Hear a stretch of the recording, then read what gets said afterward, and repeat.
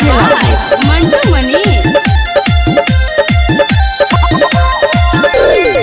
तोरे बानी तो काहे पिया डरो के भर रऊ सह जाई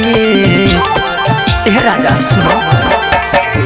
तोरे बानी तो काहे पिया डरो के भर रऊ सह जाई अरे साचू कहल पिया रह जाई जबरोरी के निचला रह जाई अरे साचू कहल पिया रह जाई जबरोरी के निचला रह जाई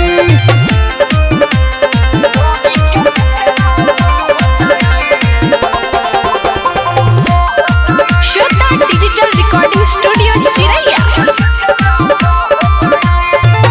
चुमा चाटी करो बाकी ऊ नहीं होई बढ़ी तो दर्द बारा दिल मोरा रोई ए राजा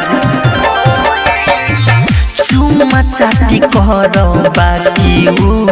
नहीं होई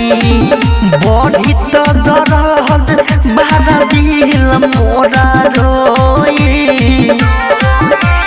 देखबो तया के देखल राजा नहीं तो मनवा हर जाए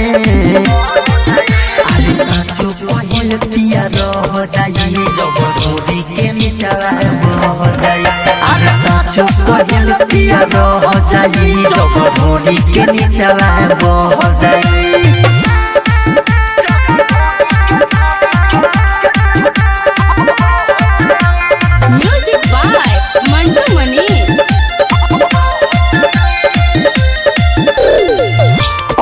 अकेला सैया हो कि नाराज हो बात मानिए एक दिन करी नया काज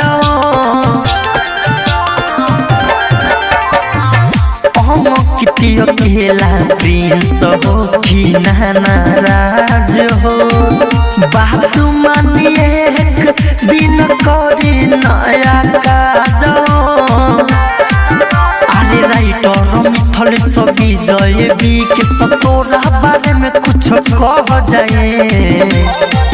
अरे साचू कहल पिया रह जाई जबरोरी के निचला रह जाई अरे साचू कहल पिया रह जाई जबरोरी के निचला रह जाई